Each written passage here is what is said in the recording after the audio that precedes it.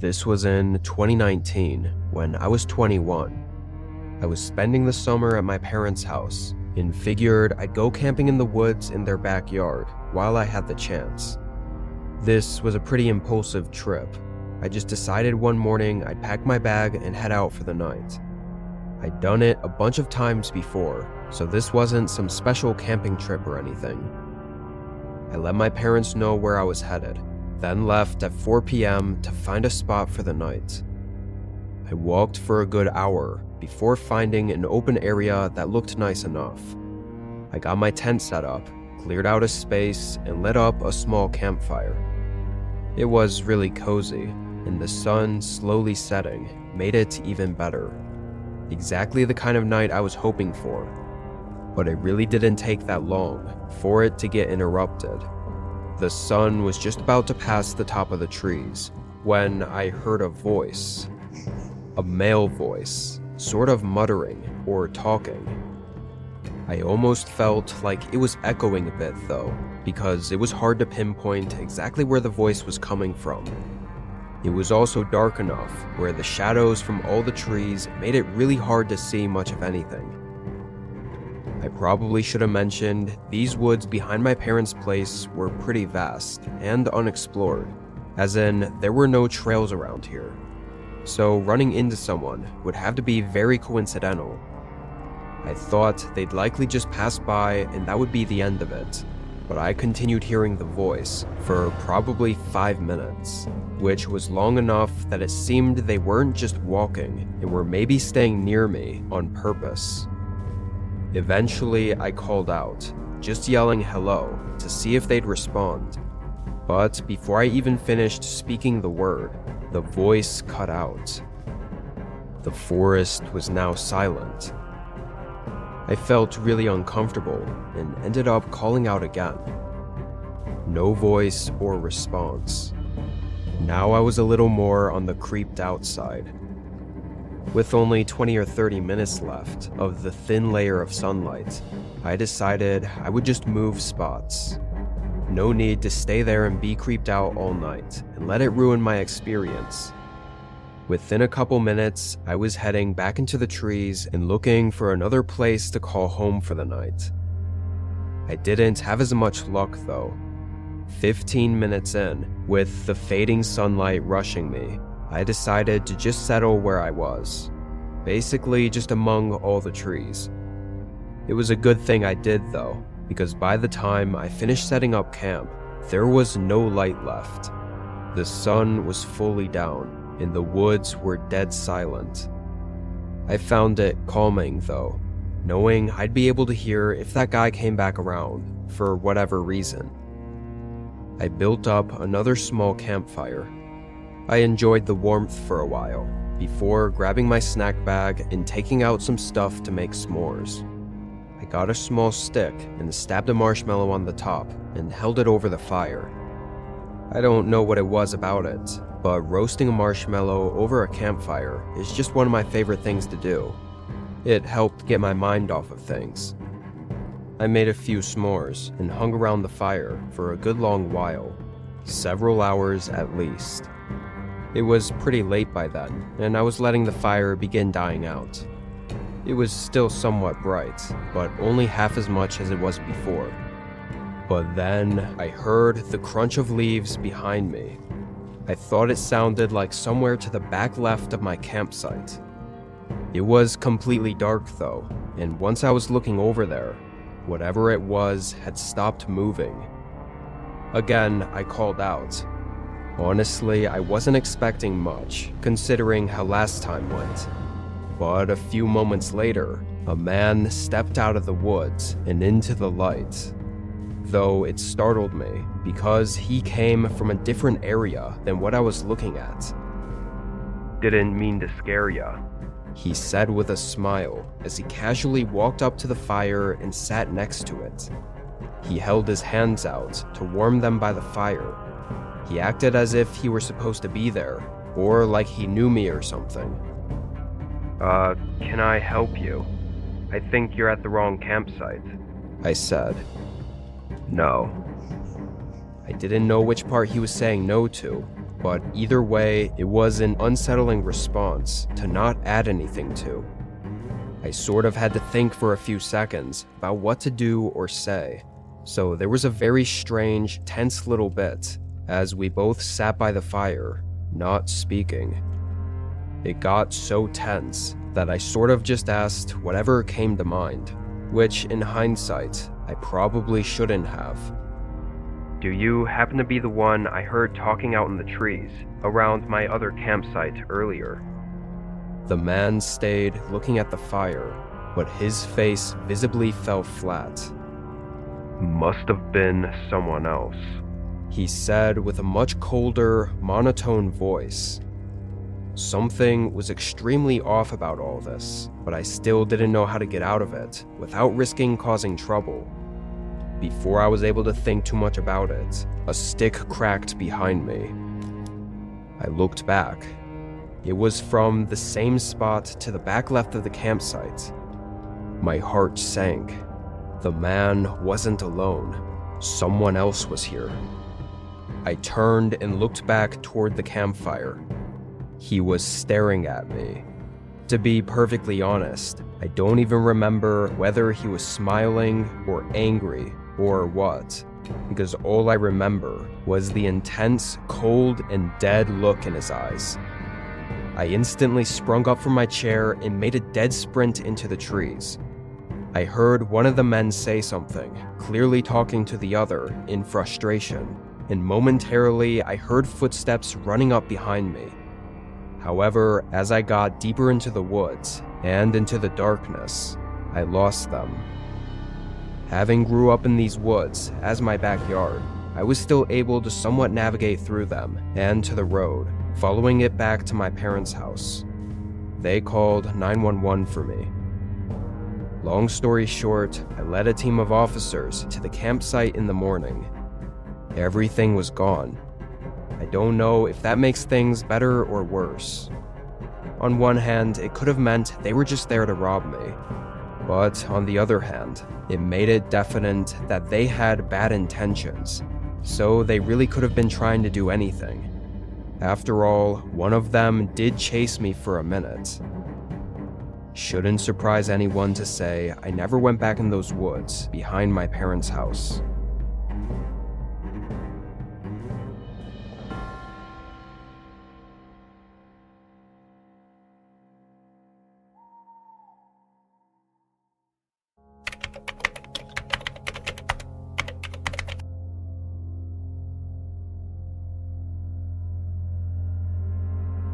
It was the middle of summer, and being an avid backpacker and camper, I'd heard from one of my buddies about old fire lookouts that you could rent.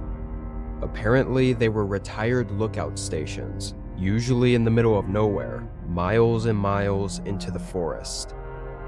The one I chose was pretty much the most isolated one I could find. It was easier to rent, having available slots basically through the whole summer, and I liked hiking anyway. There was only a single picture I could find of it though, and it was super old and blurry, so really I had no clue what to expect of the lookout tower. I knew it was built in the 1950s, so it'd be old, but as far as how much restoration was done to it, I was going in blind. I brought my usual backpacking gear and started the hike at 9 a.m. There wasn't much out there as far as views go. Not for the first few hours. It was just very dense, harsh forest terrain. The trail wasn't even much of a trail anymore, just a very rough path. After 5 hours though, I finally got a glimpse of the lookout tower. It was far in the distance still, sitting atop a mountain. It looked very small and wasn't one that was high up on stilts. It looked more like a cabin than anything. Maybe raised up 10 to 15 feet. There was another hour of trekking before I actually got there. The hike was definitely worth it just for the view alone. Felt like I could see the whole world from there. The fire lookout was in rough shape, however. Very noticeably old, with some patchwork here and there done to certain parts. It had a wraparound staircase of 20 or so steps leading up to the walkway that went around the whole lookout, and the inside was entirely empty. It wasn't glamorous, but honestly, it could have been worse, and to have this view, I'd take it any day. With a few hours of sunlight left, I tossed my bag down, made some food, and relaxed on the outer ledge. It was real quiet up there, just the sound of birds and wind.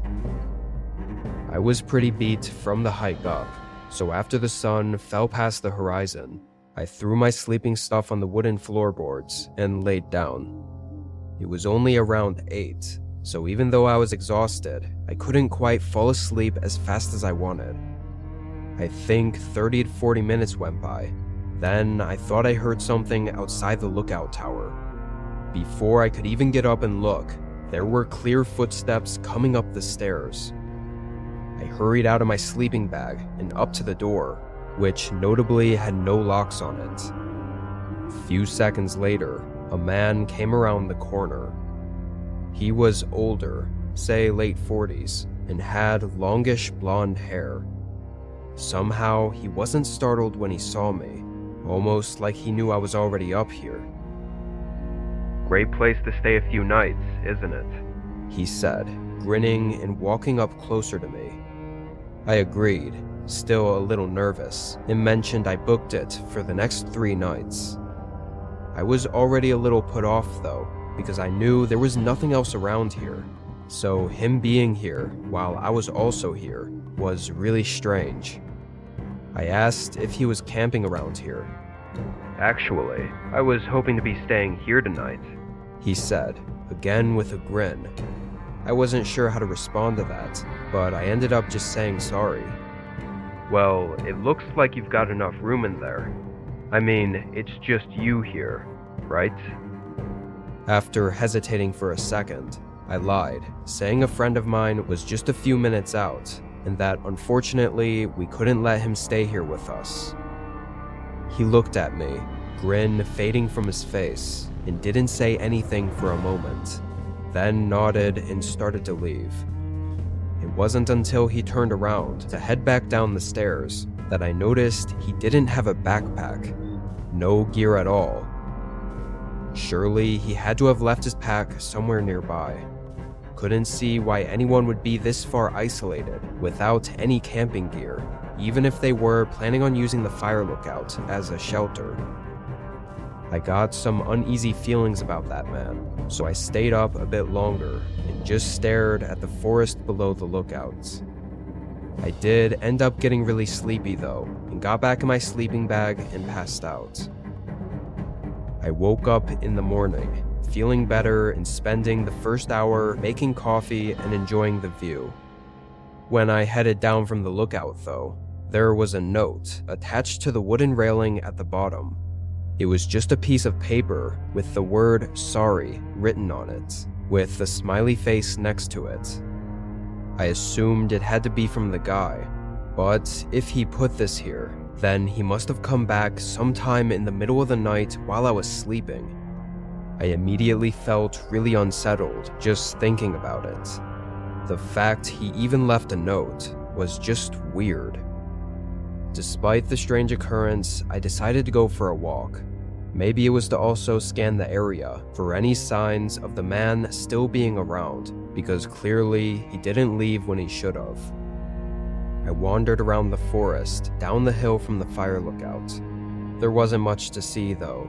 It was all the same dense forest that I'd hiked up through the previous day, and I didn't notice any campsites or things left behind. I went back to the lookout and enjoyed the peace and quiet for the rest of the day. I stayed up much later than I did the night before. I had this small battery-powered lantern that I hung up on the wall so I could see a little better, and I just sort of existed. I thought about whatever and stared out at the darkness beyond the lookout, only slightly being able to make out the outline of the mountains.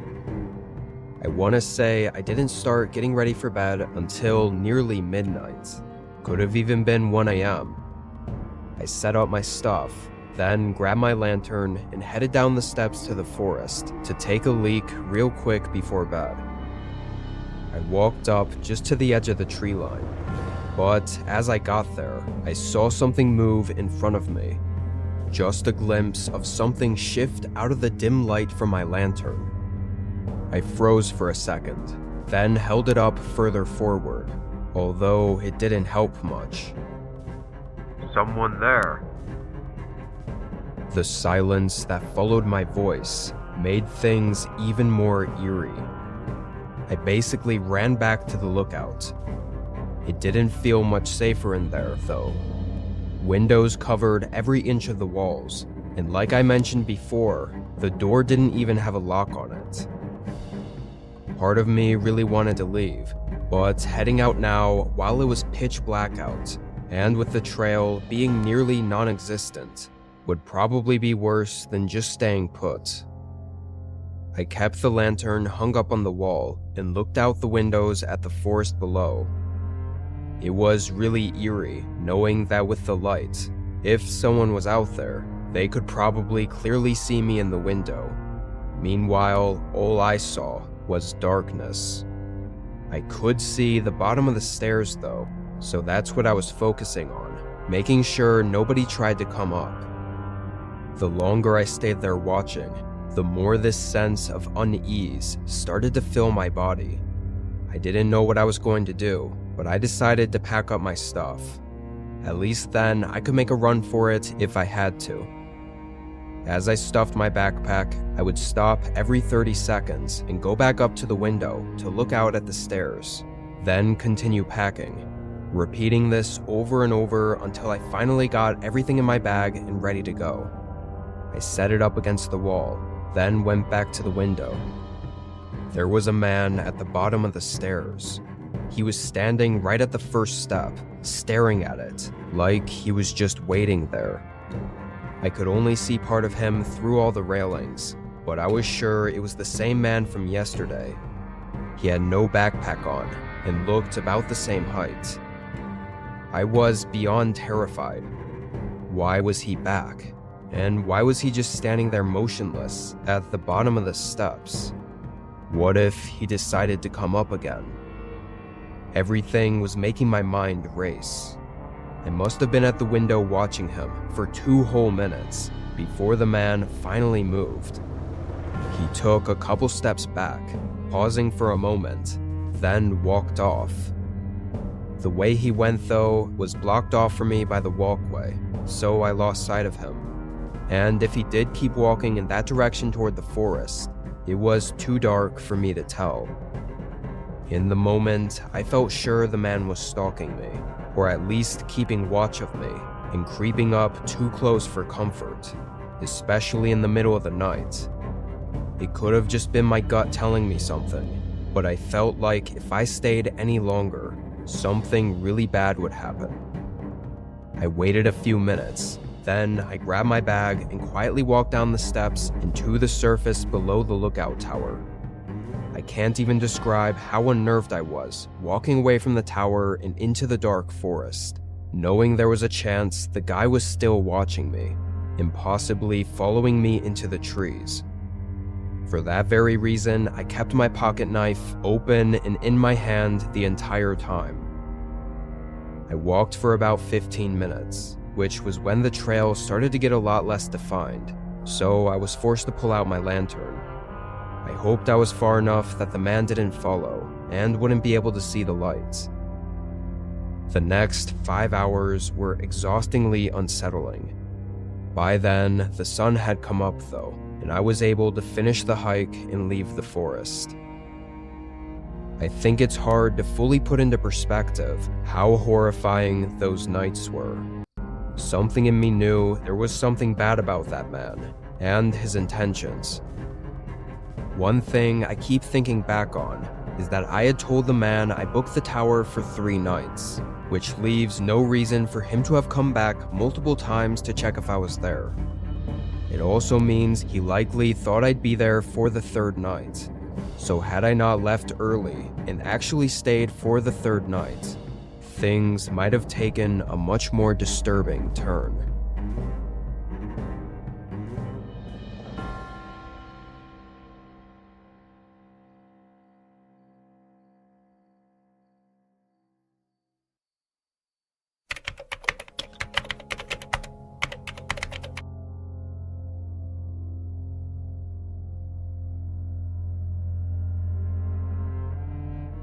I was driving from northern Montana all the way up to Alaska. I'd converted my SUV into a camping rig and was spending 2 months traveling and camping out of it. And the main goal of those 2 months was to drive the Alaska Highway. This road was famous for a reason, though.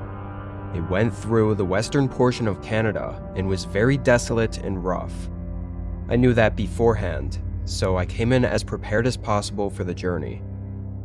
Of everything to be nervous about, though, the one thing that had me feeling a bit more vulnerable was that because I had to drive through Canada, I couldn't bring any firearm with me. Usually, I always carried a piece tucked under my seat just as a means to protect myself in an emergency. But for this trip, I couldn't. Anyway, the first day went well. I got in a good 8 hours of driving. Most of this section of the road was a little less desolate than the next portion. This next part only had a gas station every couple hundred miles, so I had to stop and fill up every single time and be very careful about how I drove. By sundown, I was just about ready to pass out. I pulled off on the next campsite I saw. Out on the road, there were rest stops every once in a while, but there were also a ton of trails that just had empty wooded camping lots. Those were the ones I always preferred.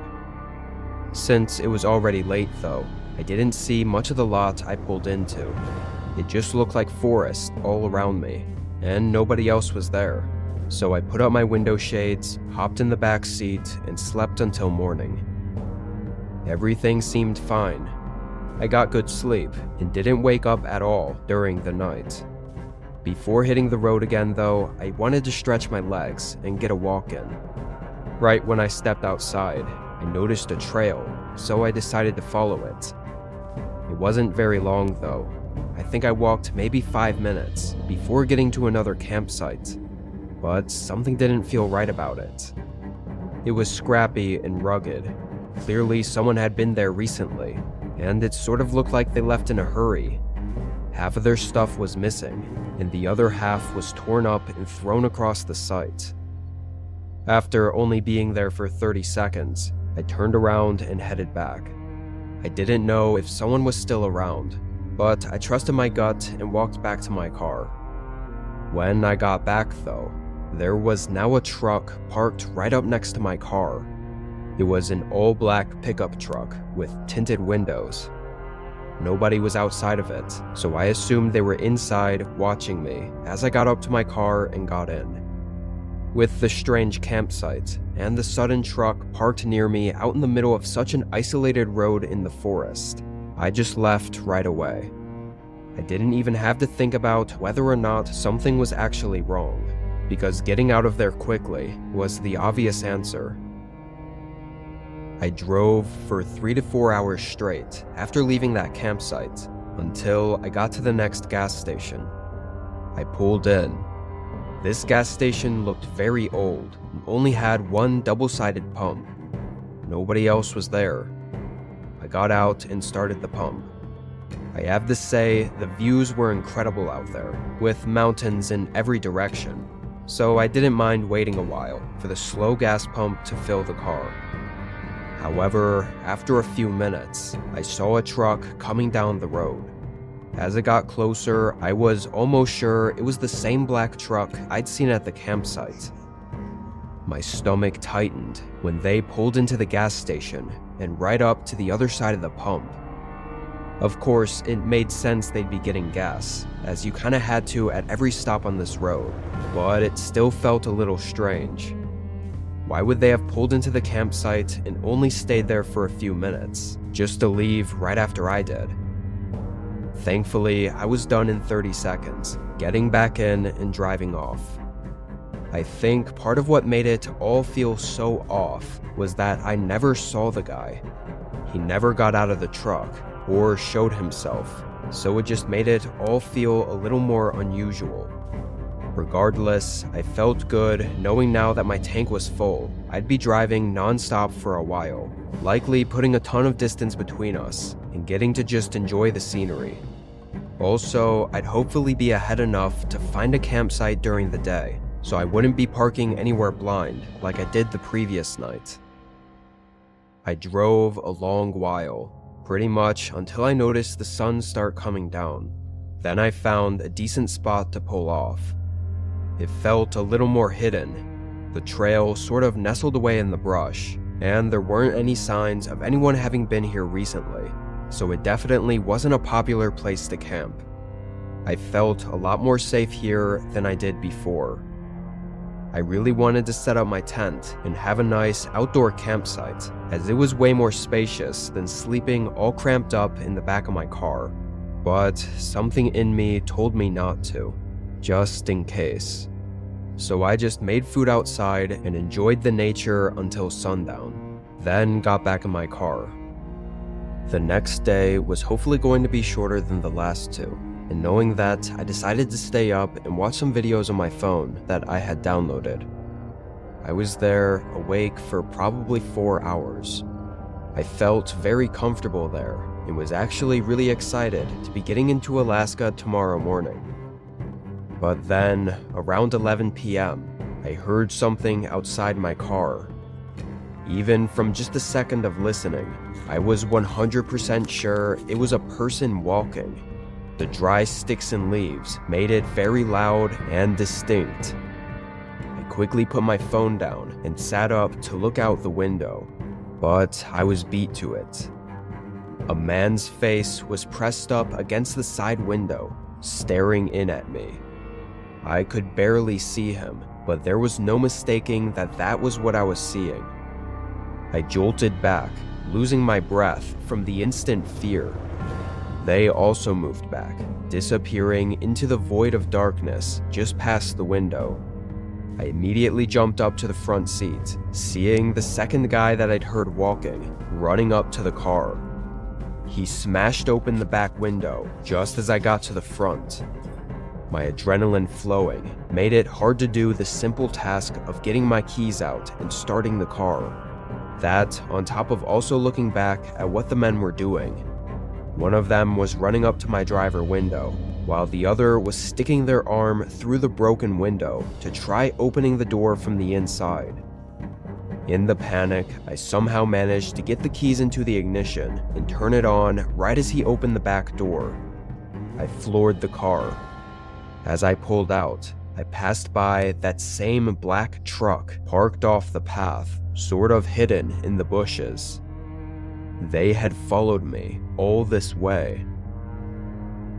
I drove a mile or so, then pulled off to close the back door that was still hanging open, and to call the police with what little cell service I had. Obviously, out in the middle of nowhere, it took forever, and the men were probably long gone. I never got their license plates, and it was too dark to get any facial features, so it was a lost cause. Despite the horrible experience, I still ended up making it to Alaska and enjoying the rest of my trip after repairing the window. What both of the men were intending to do, breaking into a car in the middle of the woods at night, knowing I was inside, is left to speculation. I prefer to not even think about it.